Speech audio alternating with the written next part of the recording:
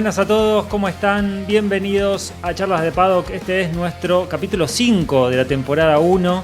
Y bueno, hoy vamos a tener una propuesta distinta. Estamos con un parate bastante extenso. Ustedes saben que, bueno, después de la última carrera de Japón, ahora estamos con un parate de un poco más de un mes. La próxima carrera es en Miami. Lamentablemente, bueno, se suspendieron dos carreras, que son la de Arabia Saudita y la de Bahrein. Probablemente se recuperen más adelante de la temporada, pero bueno, mientras tanto y a la espera de ver qué es lo que va a resolver la FIA con lo que todos sabemos de los problemas del nuevo reglamento, los debates, a ver qué van a hacer con la gestión de la energía. Bueno, ya veremos. Ojalá que lo resuelvan de la mejor manera y que, bueno, estas carreras sean un poco más entretenidas y razonables, un poco más a lo que nosotros nos gusta. Tuvimos acá la idea con los muchachos, que de paso los aprovecho para saludarlos, Gastón, Marce. Tuvimos la idea de hacer un ranking de los 10 mejores pilotos de todos los tiempos, de cada uno. Y bueno, vamos a entrar en un fuerte debate. Nosotros sabemos que, al menos a mí particularmente, siempre me interesó mucho escuchar a otras personas, porque puede ser muy picante el debate. Así que bueno, los saludo, muchachos, ¿cómo andan? Hola S, Marcelo, ¿cómo están? Hola Gasti, hola S, gracias a todos nuestros oyentes por estar ahí bancándonos y espero que disfruten este programa. Sí, como siempre, muchas gracias por acompañarnos en los primeros episodios. Y bueno, esta vez vinimos con algo diferente y espero que les guste. Así que yo les propongo lo siguiente, chicos. Cada uno que diga su top, simplemente los nombres, y después vamos a ver si hay coincidencias, y en función de las no coincidencias vemos a ver qué sale de este debate y vemos si podemos ponernos de acuerdo de cuáles deberían ser los puestos con la mayor, ¿cómo podemos decir? Lo más fiel a lo que realmente fue la historia, ¿no? Estamos hablando de los 10 mejores pilotos de la historia de la Fórmula 1. Exactamente. Desde que arrancó la Fórmula 1 hasta la actualidad. Perfecto. Así que bueno, Marce, ¿querés empezar? Sí, obvio. Yo lo tengo en el primer puesto a Ayrton Senna, segundo a Juan Manuel Fangio, tercero Max Verstappen, cuarto Michael Schumacher, quinto Niki Lauda, sexto Jim Clark, séptimo Fernando Alonso, octavo Jackie Stewart, noveno Alain Prost y décimo Gilles Villeneuve. Wow. ¿Gastón? Y puse primero a Fangio, segundo a Senna, tercero Jim Clark, 4 Jackie Stewart, 5 Schumacher, 6 Graham Hill, séptimo Verstappen, octavo Fernando Alonso, noveno Hamilton y décimo Alain Prost. Bueno, tenemos una coincidencia con Gastón bastante fuerte. Top 3 es exactamente igual. Juan Manuel Fangio, Ayrton Senna, Jim Clark. Después en cuarto lugar Michael Schumacher. Quinto Fernando Alonso. Sexto Jackie Stewart. Séptimo Alain Prost. Octavo Lewis Hamilton. Noveno Niki Lauda. Y décimo Max Verstappen. Bueno, creo que igual tenemos una coincidencia bastante importante ahí en los primeros puestos. Entre los tres. Pero sí hay bastantes cositas polémicas. ¿Por dónde quieren arrancar, Marce? Yo creo que, digamos, con toda la historia que hay de pilotos en Fórmula 1, un top 10 es bastante injusto siempre para algunos que quedan fuera, ¿no? Pero bueno, hay algunos cuyos justificativos son más que obvios, ¿no? Entonces, nada, me parece que está lindo este debate. Obviamente que este debate puede continuar en redes sociales, en cualquier otro medio. Recordamos que estamos en Instagram como Charlas de Paddock. También estamos en TikTok subiendo material hace relativamente poco también. Y si no, también en nuestro capítulo de Spotify pueden comentar en la caja de mensajes, indicando cuál es el top 10 de cada uno de ustedes también, oyentes. Los queremos escuchar. O sea, los nuestros son, bueno, nada, la opinión de cada uno, pero la de ustedes también es extremadamente valiosa para nosotros, porque la realidad es que la idea es construir el mejor ranking entre todos. Cada uno tiene su opinión, por supuesto, pero está bueno también ver si entre todos podemos construir al ranking más justo, por así decirlo. Bueno, y estoy viendo que como decía antes, ¿no? El top 2 es prácticamente idéntico. Ahí Marce puso primero a Senna, después a Fangio. Yo podría estar tranquilamente de acuerdo con eso también, porque son dos extraordinarios pilotos. De hecho, los dos se hablaban mucho en su momento y se admiraban mutuamente también. Bueno, a Ayrton lo tenía a Fangio como un dios, básicamente, pero Fangio también hablaba de que Senna era su sucesor. Entonces, ponerlo primero o segundo a los dos es, la verdad que es muy difícil. Yo no lo pondría primero a Ayrton antes que a Fangio. No lo pondría. No lo pondría. ¿Por qué? Y títulos del mundo, cantidad de títulos del mundo, cantidad de marcas distintas con las que ganó los títulos del mundo, porcentaje de victorias sobre cantidad de carreras corridas, porcentaje de poles también.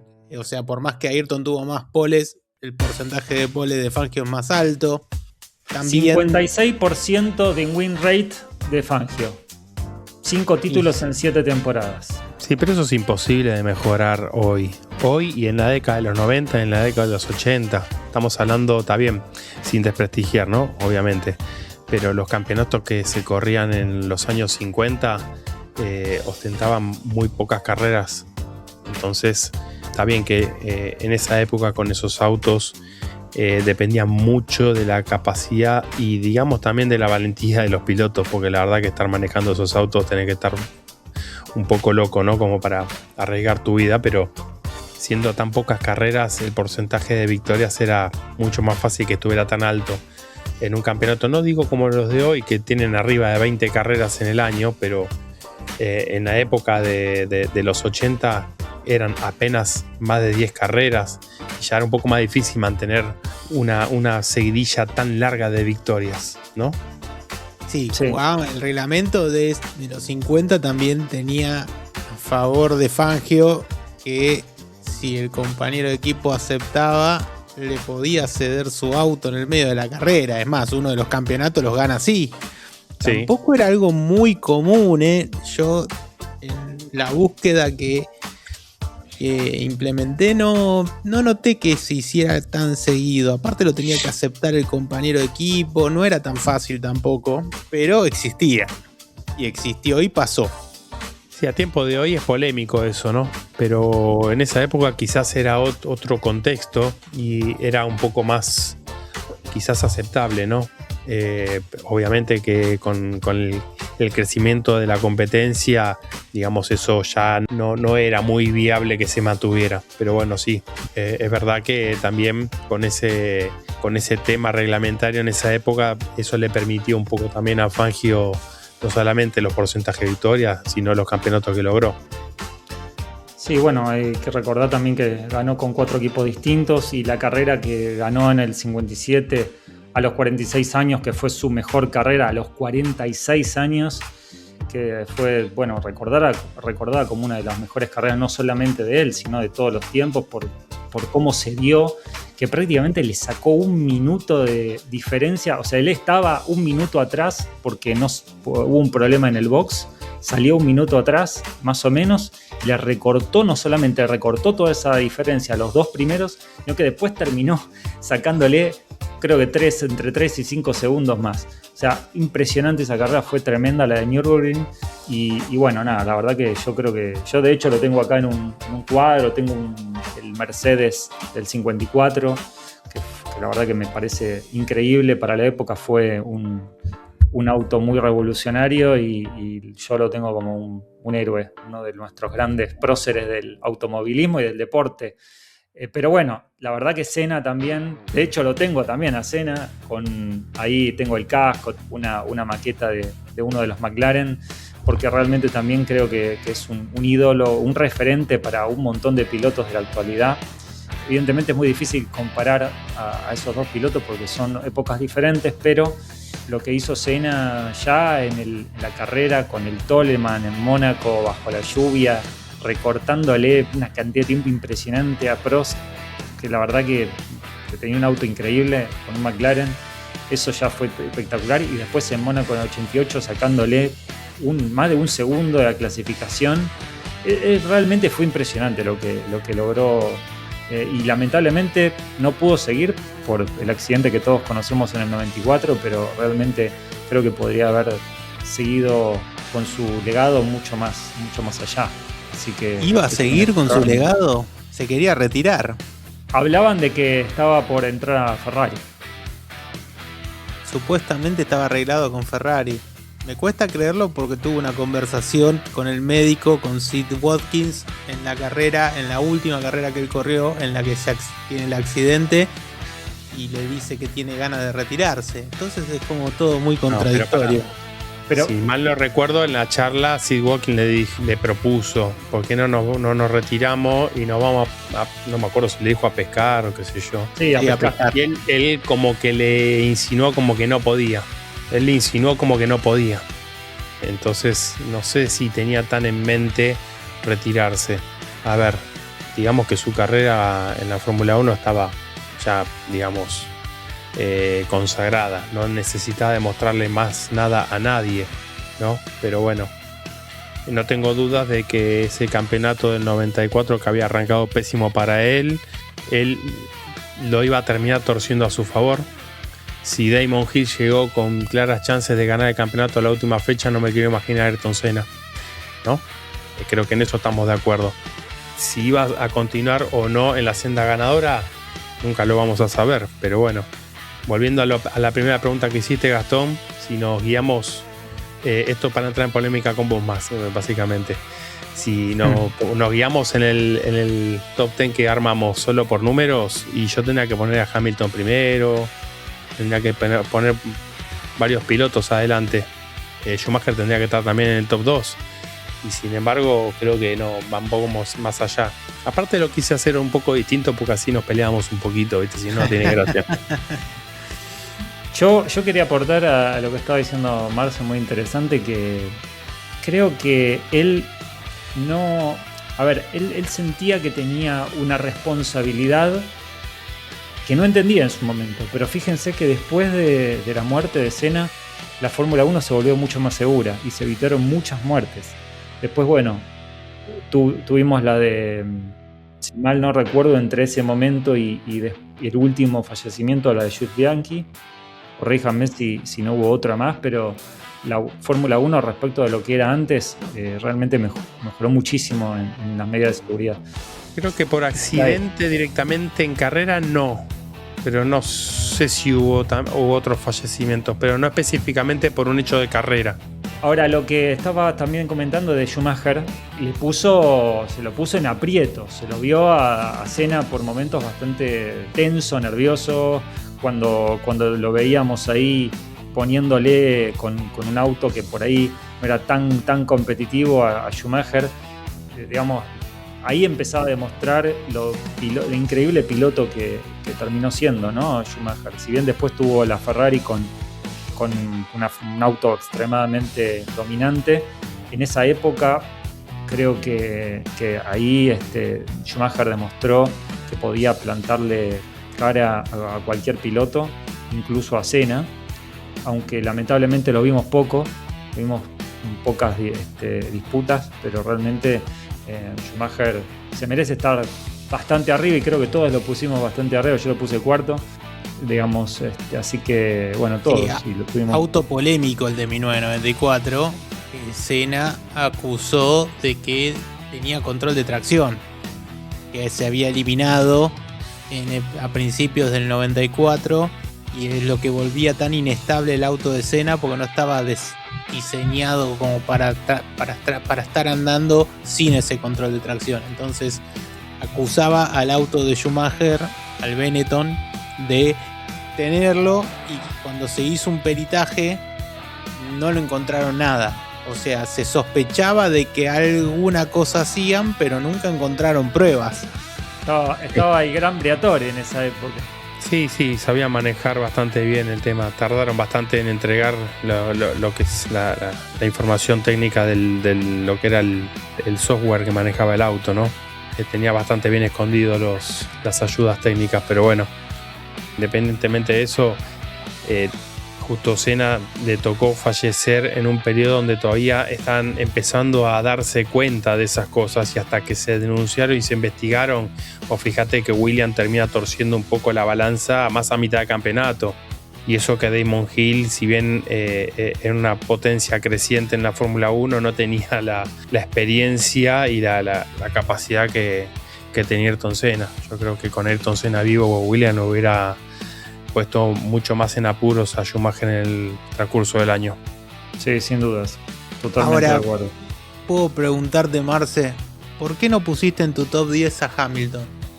Porque a mi humilde criterio, el cual no hace falta que ninguno esté de acuerdo, considero que es un gran clasificador, pero yo creo que es un piloto que se vio beneficiado por estar arriba del auto correcto en el momento correcto, pero no me demuestra que sea que rompa el molde de alguna manera. No sé, a mí no me termina de convencer, más allá de los 7 títulos que tiene. Es un gran piloto que le hizo frente a Fernando Alonso en 2008. Perdió un campeonato con Nico Rosberg. Para mí eso le juega un poquito en contra. Demostró que bajo presión tiende a quebrar un poco. Siente un poco más la presión que otros pilotos. El cambio de escudería en Ferrari no lo benefició tampoco. Le costó mucho adaptar. El cambio de escudería Ferrari no benefició a ninguno. No benefició a Alonso, no benefició a Vettel, no benefició a Leclerc, no benefició a Hamilton. Hace años que Ferrari no es lo que era, y bueno, hay todo un tema interno, ¿no? Ahí, pero digamos que a mí, en lo que respecta a la pregunta que me hiciste de Hamilton, de alguna manera no me termina de convencer como para meterlo en un top 10 con la cantidad de pilotos que hay en la historia de la Fórmula 1, ¿no? Independientemente de los 7 títulos. Bueno, de hecho vos, Gastón, lo pusiste noveno y yo lo puse octavo, o sea que más o menos estamos de acuerdo de que no ponerlo muy adelante no es lo más justo. Sobre todo yo quiero agregar sobre Hamilton de que claramente tuvo problemas con este último reglamento y eso lo penaliza a la hora de ponerlo adelante. O sea, si bien le ganó en el primer año que disputó contra Russell, después otro perdió, después bueno, con Leclerc perdió, pero como muchísimo. O sea, realmente Leclerc lo pasó bastante por arriba, y recién este año con este nuevo reglamento se lo está viendo mejor, no como en su mejor época, pero sí se lo está viendo un poco mejor. Pero bueno, claramente lo que dice Gastón también yo coincido. O sea, tuvo en un auto muy, muy bueno, muy dominante. Era muy fácil de manejar. O sea, uno ve lo más ese dominante Mercedes de la historia. Aparte, sí, en campeonatos, con la cantidad de carreras que hay, tenés que mantener esa racha dominante durante esa cantidad de carreras, ¿no? Sí. No estamos hablando de los McLaren de los 80 que dominaron durante lo que hoy sería la mitad de un campeonato nada más, ¿no? Claro. Lo que me llama la atención es que ninguno de nosotros puso a Vettel, por ejemplo, que tiene 4 mundiales. Es el ejemplo clásico de tener un auto muy dominante. Sí, idéntico caso. Yo creo que es un piloto bastante veloz. Tiene a su favor que ganó con un Toro Rosso, que no era un auto para ganar claramente, pero logró esa hazaña. Después simplemente sacó fruto de diferentes circunstancias. El campeonato que pierde Alonso por la estrategia, un desacierto estratégico. Vettel, ese campeonato era el que menos chance tenía de ganarlo, pero no por alguna que vos me digas que Vettel venció porque demostró un gran talento. No sé, a mi criterio me parece que simplemente no aplicó. En esos años de Vettel se lució más Alonso tratando de pelearle el campeonato que Vettel adelante específicamente. Y Alonso cuando llegó a Ferrari, de ahí en adelante arrancó su etapa de su carrera profesional demostrando lo bueno que podía hacer arriba de un auto no muy bueno. Ferrari, después cuando se decidió ir a McLaren con ese proyecto con Honda que fracasó, pero él, a pesar de eso, estaba siempre... Me acuerdo que hacía grandes largadas y el auto se quedaba, tenía los problemas de fiabilidad que tenía. Bueno, los tres pusimos a Alonso. Claro, cuando llegó Aston Martin lo mismo. El Aston Martin no es un auto para ganar, sin embargo él siempre muy por encima de su compañero de equipo. Alonso tenía compañero a Jenson Button en esa segunda etapa en McLaren y lo pasó por arriba. Ni hablemos de Stoffel Van Dorn, ni hablemos de...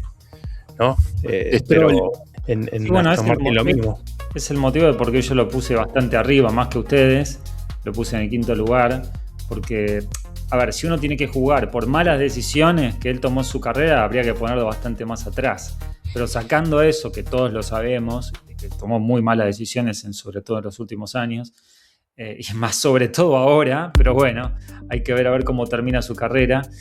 Creo que ya empezó a demostrar lo que podía hacer como piloto cuando estuvo a bordo del Minardi, que lograba sacar puestos que no le correspondían. Estaba muy adelante con un auto que era el último, era el peor. Después, bueno, ganándole a Schumacher con una Ferrari que todavía por ahí no era la mejor, pero todavía era muy competitiva, y corriendo con, si mal no recuerdo, era el 2012 o 2014, no recuerdo bien, que era una Ferrari que sobreviraba y subviraba al mismo tiempo. Uno ve las onboard de Alonso y decía, ¿cómo puede ser que este muchacho haya logrado llevar a la Ferrari tan adelante con un auto tan malo? Realmente era potente, pero era inmanejable. Y así con tantos otros. Después, bueno, la temporada que tuvo con McLaren también, y bueno, hay que recordar también que él, más allá de la Fórmula 1, bueno, ganó Mónaco, ganó las 24 horas de Le Mans y estuvo muy cerca de ganar también las 500 millas. Por un problema en el auto y no pudo, pero estaba primero. Así que, digamos, tiene muchos pergaminos, tuvo mucha mala suerte. Creo que si hubiese tenido un mejor auto hubiese estado bastante por arriba en la cantidad de campeonatos, pero bueno, todos estamos de acuerdo que es un piloto súper talentoso y le tocó la suerte que le tocó, lamentablemente. Ahora todos coincidimos en poner a Alain Prost también bastante atrás. 4 campeonatos del mundo, toda una referencia muy opacado en lo que son los años 80. Y sin embargo, cuando uno ve la estadística de Prost contra sus compañeros de equipo, es muy alta. O sea, si bien, bueno, contra Lauda pierde el campeonato, el último campeonato que gana Lauda, en el año 84 se lo gana por medio punto, pero ese era un Prost que, bueno, estaba recién arrancando, entre comillas, pero después prácticamente arrasó con su compañero de equipo y realmente peleó contra Senna, y realmente en seco le podía dar bastante batalla. Es que creo que antes también no se buscaba siempre que los compañeros de equipo sean parejos. No es como ahora que quieren que sean más parejos y hay un primer piloto que tiene las mejoras antes. En aquella época el primer piloto tenía mucha diferencia entre ese primero y el segundo, no solo en tiempo, sino en la calidad del auto que se entregaba.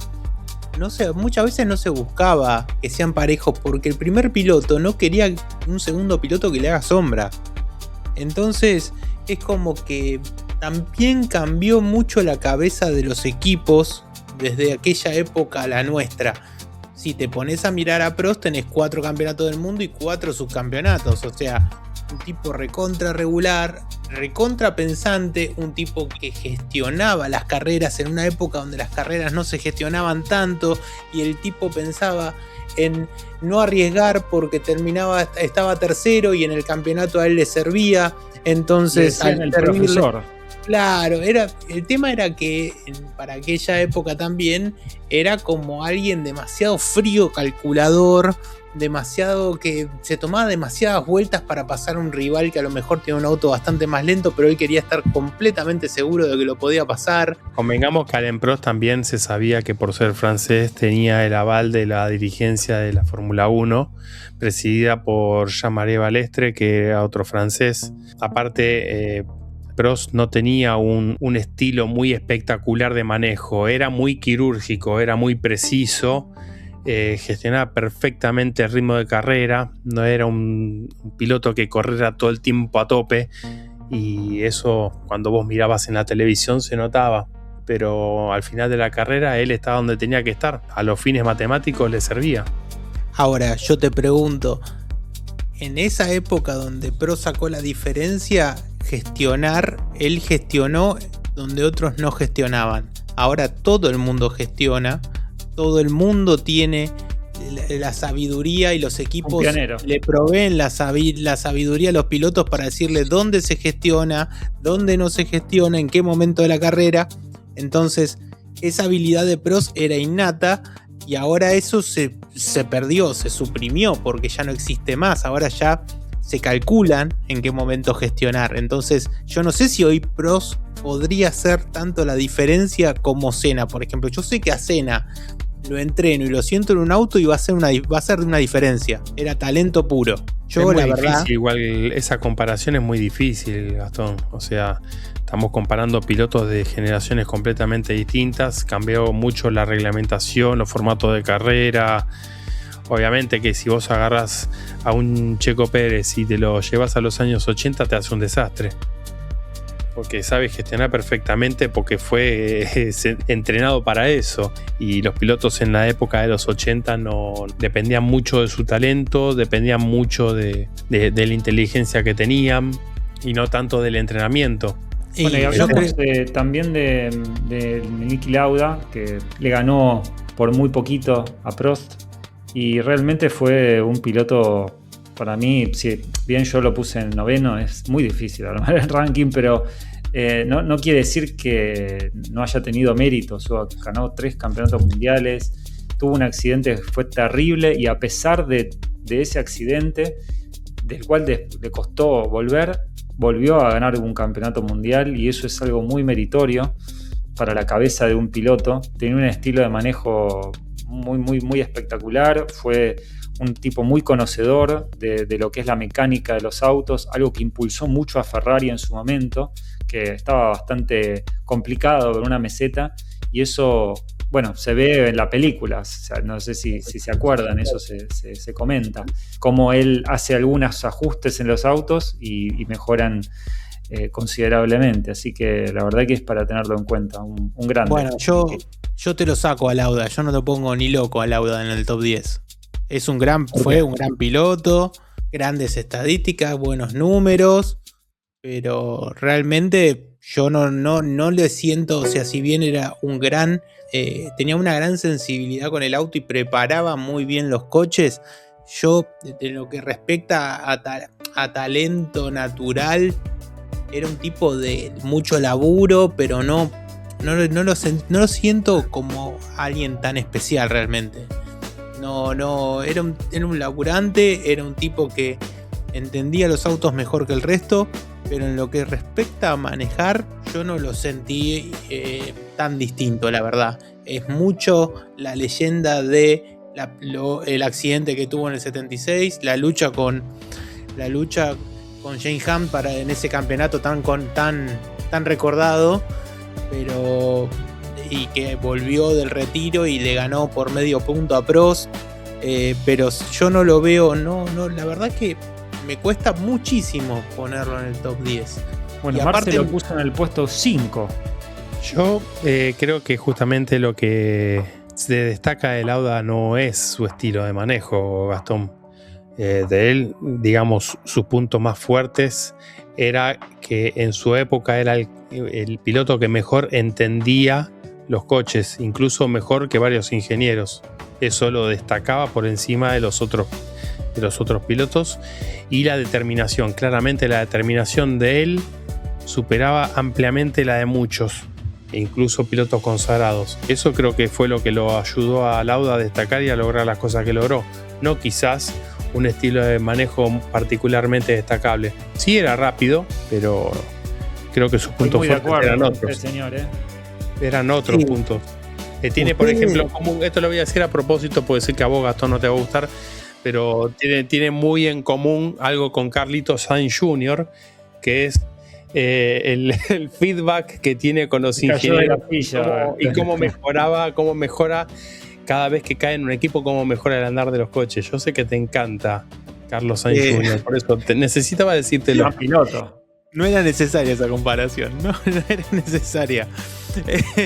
No, yo solamente quiero decirles que para mí no puede haber un piloto top 10 en la historia de la Fórmula 1 que se bajó del auto en Japón porque llovía y estaba peligroso.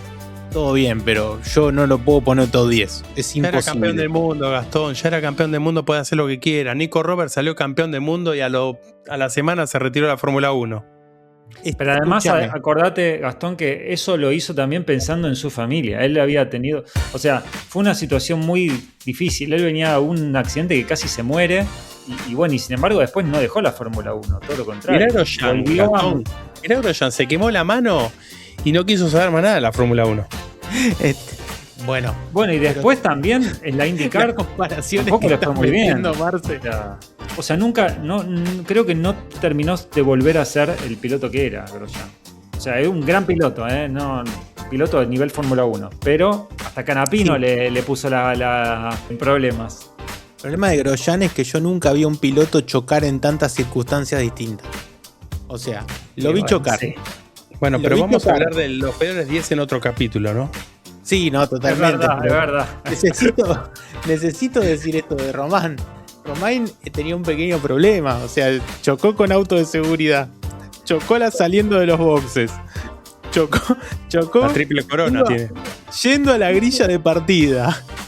O sea, ya no tiene choques por los choques más insólitos que te puedas imaginar. Entonces, no, yo volviendo al tema, me cuesta muchísimo por esa razón ponerlo, pero bueno, estamos acá, esto es una democracia. Si ustedes lo ponen, pero al que sí pusimos todos y bastante arriba en algunos casos es a Jim Clark, que tiene unos números bastante respetables. Lamentablemente falleció a los 32. Hablemos de talento natural, ¿no? Sí, fue un considerado mejor que, o sea, cuando hablaba Fangio decía que él era mejor que él y que podría haber sido uno de los mejores de todos los tiempos. Y también cuando uno ve las entrevistas de otros pilotos de Fórmula 1, siempre está ahí Jim Clark. 70% de win rate en el 63. Ganó la Indy 500 en el mismo año que ganó el título de Fórmula 1 en el 65, cosa que no volvió a repetir ningún otro piloto. Y siempre fue destacado por un estilo de manejo muy quirúrgico, muy, muy profesional. Es como el Federer, por así decirlo, de la Fórmula 1. No sé si están de acuerdo. Y eso que la fiabilidad no lo ayudó, porque si no hubiera hecho un desastre en esa época. Total. Porque el talento le sobraba. O sea, la suavidad con la que llevaba esos autos con esa mecánica de esa época era imposible. Imposible. Sí, uno de los mejores, la verdad. Lamentablemente no pudimos verlo más tiempo, pero son esos talentos que realmente es una pena que se hayan ido tan pronto, pero realmente la verdad que nos dio demasiado. Mirá. ¿Y Graham Hill, Gastón, que lo pusiste ahí en tu top? Quería decir algo. Quería decir algo más de Jim Clark. ¿Cómo no? Ganó en Fórmula 2, ganó en Turismo y en Sport Prototipo, ganó las 500 millas de Indianápolis, ganó carreras en IndyCar. O sea, no solo fue Fórmula 1, y el dominio que tuvo en 1963 y en 1965. En 1965 ganó 6 de 10 carreras y en 1963 ganó 7 de 10. O sea, un dominio en una época donde el auto no era para tener ese dominio, porque mecánicamente la fiabilidad era muy poca. La verdad, increíble. O sea, por eso para mí tiene que estar en el top 3. Yo lo que no entiendo es cómo no pusieron a Max Verstappen más arriba. Max Verstappen, ¿por qué no lo puse más arriba? Le falta demostrar en otra escudería. Le falta, para mí, tener un compañero de equipo también que le dé pelea. Checo Pérez es un gran piloto. Corrió con pilotos bastante competitivos. Pero a Checo Pérez no le daban el auto, no le dan el mismo auto al compañero de equipo del que le dan a él. Y eso también le juega en contra a la hora de ponerlo en un top 5. me parece un fenómeno, Max. Lo amo. Igualmente. Sí. Pero te quita puntos a la hora de una valoración general con respecto al mejor de la historia. Tiene un temple que se forjó a golpes, a mi criterio, pero para mí demuestra lo que Hamilton no demuestra bajo presión. Tiene una mente, la cabeza de Verstappen, la fortaleza mental, esa es la palabra, fortaleza. Eso a mí me vuela la cabeza, la fortaleza mental. Estoy de acuerdo con vos, Gastón, en ese sentido. Vamos, sí, entiendo que le faltaría demostrar algo arriba de otro coche, aunque en la Fórmula 1 actual subirlo a otro coche implicaría no estar en el auto ganador. Sí, es que a mí me encantaría ver qué pasaría. Hoy no está en el auto ganador, perdón que te interrumpa, hoy no está en el auto ganador y sin embargo está siempre tenido en cuenta para pelear el campeonato. Lo mismo parecido que le pasó durante muchos años a Fernando Alonso. Cuando estaba en Ferrari no tenía el auto ganador y la calidad de él llevaba el auto más allá de sus límites y estaba siempre en la pelea, por más que no le diera para ganarlo el título. A mí me gustaría verlo en un equipo donde él no fuera el centro de todo. Me gustaría ver ese desafío. Yo no lo estoy poniendo dentro del top 10 de los mejores de la historia.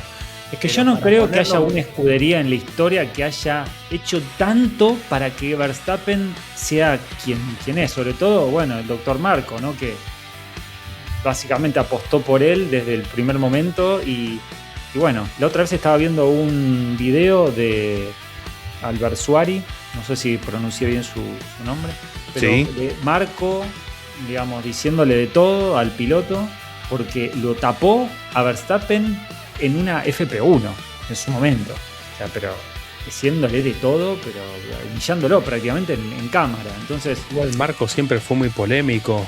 Marco salió a hablar bastante feo en un momento de Isaac Hatcher el año pasado y hoy lo tiene corriendo digamos, él no, porque ya no forma parte del equipo, pero hoy Isaac Hatcher está en Red Bull corriendo. Y sin embargo, en su momento lo que salió a criticar porque su primera carrera en Australia se había despistado, carrera con lluvia, muchos pilotos se habían despistado y sin embargo después con el tiempo Isaac Hatcher demostró de lo que estaba hecho y hoy está corriendo en Red Bull, se ganó el puesto a pulso. Quiero tomarme un minuto para justificar por qué fui el único de los tres que puso a Graham Hill. Sí. En algún momento yo lo puse sexto, como para mí gran piloto. O sea, 2 mundiales con 2 marcas distintas, 3 subcampeonatos y es el único piloto en la historia que ganó la triple corona del automovilismo. Ganó Mónaco 5 veces, no una, no dos, 5 veces, el récord que después le sacó Senna. Ganó las 500 millas de Indianápolis y ganó las 24 horas de Le Mans. No podía no ponerlo entre el top 10 de los mejores de la historia. Para mí, pilotazo, uno de los más completos. Muy interesante. A mí lo que me llama la atención es que no hayas puesto a Gilles Villeneuve. Una leyenda de Ferrari. Vos que sos fanático de Ferrari, que no hayas puesto una leyenda de Ferrari como Gilles Villeneuve. Tiene el logo de Ferrari ahí en el teléfono. Que corrió con el alma. Fue el único de la lista que yo puse sin título mundial porque se lo merece. O sea, está justificado. El control del auto en condiciones imposibles que tenía. Era un espíritu indomable. Chicos, ya me caí 3 veces de la silla en lo que va del programa. Ya van 3 veces que me caigo de la silla en lo que va del programa. Villeneuve lo amo, gran piloto. Una habilidad increíble. Pero era muy poco efectivo, demasiado poco efectivo. No lo puedo poner en el top 10. Me cuesta mucho. Y eso que lo amo a Gilles. Y así todo es una leyenda en la Fórmula 1. Hasta ahí un circuito con el nombre de él. Quiero hacer un comentario. ¿Ustedes pondrían, como vieron que hay algunos pilotos que son llamados campeón sin corona? Bueno, Gilles Villeneuve es uno de ellos. Y otro es Reutemann. ¿Quién de los dos, a cuál de los dos pondrían o tendría más derecho o más justificación para entrar en un top 10 o por lo menos ser llamado como un Yo creo que pondría Jack Hicks también por ahí, Sí. Campeón sin corona. Ahora, si me vamos a comparar quién fue mejor, si el Loele Reutemann o Villeneuve, terrible. Eso es una paradoja que no sé por quién por quién decidirme realmente. Obviamente que la bandera siempre te va a tirar, ¿no? Pero Y sí, el Lole es el Lole. Y aparte hizo rendir todos los autos que agarró y los mejoró. O sea, Sí, tenía un feedback que no existía para la época. incluso Lo fue querían épico todo. cómo luchó con ese William de mierda que le dieron la última carrera en el 82. Sí, lo boicotearon, Y lamentablemente. así todo estuvo. Y estuvo a nada. Y fue un tipo recontra honesto que lo pasó en la pista. Cualquier otro campeón del mundo de la época lo tiraba afuera y salía campeón. Cuando Piqué se le tiró a pasar. Y él no solo dejó que. Tuvo los huevos para rebelarse, ¿no? Y Merece un capítulo aparte casi de Sí, todo sí, lo que se puede llegar a hablar de él. absolutamente. es terrible, ¿no? Quiero cerrar con Stewart, que no hablamos de él y me parece que es importante que también lo mencionemos. Digamos que él ganó 3 títulos, 27 victorias en 99 carreras. Yo me enteré de algo hace poco que no sabía y le da más mérito todavía. Él tuvo dislexia toda la vida y se lo diagnosticaron bastante grande a los 41 años. Y a pesar de eso, pudo lograr todo lo que logró. Así que la verdad que es como para realmente considerarlo en este top. O sea, ha tenido grandes logros. Sí, yo quiero decir que una de cada 4 carreras que corrió en Fórmula 1 la ganó. Un poquito más. 27 sobre 99 ganó. O sea, tiene 17 poles y 43 podios en un Tyrrell. Pensemos esto. Un Tyrrell que después de que se fue él no existió más. O sea, tuvo resultados buenos, sí, pero nunca jamás volvió a pelear un campeonato. Yo igual entiendo que los números hablan, pero no nos olvidemos lo más importante, que Jackie Stewart fue el piloto que profesionalizó la Fórmula 1, que aparte de sus 3 títulos, vamos a decirlo así, fue el responsable de que los pilotos dejaran de morir todos los fines de semana, gracias a la lucha que él tuvo para mejorar la seguridad de la Fórmula 1 en una época muy difícil en ese contexto, ¿no? ¿Y quién Así es es. el ídolo de Jackie Stewart? Fangio. Fue al entierro. Lo dice siempre que para él fue el mejor piloto de la historia de que él vio correr, por lo pronto, no solo de la Fórmula 1, sino que él vio correr. O sea, para que alguien como Jackie Stewart, que vio tantas generaciones de pilotos correr, tanto modernos como del pasado, que te diga que el mejor de todos fue Fangio, es Palabra wow. mayor. Sí. Palabra mayor, definitivamente. Salió a criticarlo a Senna, ¿no? Pero bueno, es detalles. Sí, es verdad, en esa famosa entrevista. Bueno, pero yo creo que ya pudimos hablar de todos los pilotos del top, incluso los que no estábamos de acuerdo, porque no coincidíamos, así que está bastante ya revisado todo y la verdad que creo que fue muy interesante. No se olviden de dejarnos su ranking, que nos interesa mucho conocer. Y bueno, será hasta la próxima. La próxima no será la carrera de Miami. Les prometemos que va a haber alguna otra sorpresita antes, que todavía falta. Tal vez podamos hacer algo de la exhibición de Franco, que bueno, ya saben que falta poco, el 26 de abril. Va a ser impresionante. Se extendió más la recta, digamos, en la que va a haber posibilidad para que la gente pueda asistir. Y se esperan aproximadamente cerca de 1 millón de personas.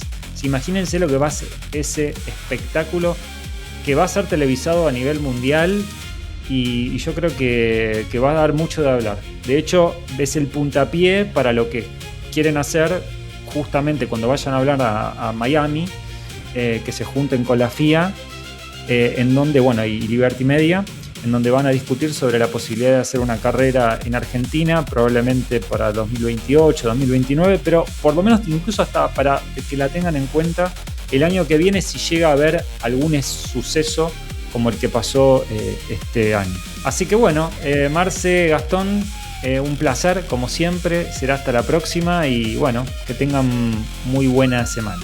Chao a todos. Gracias, buenas noches.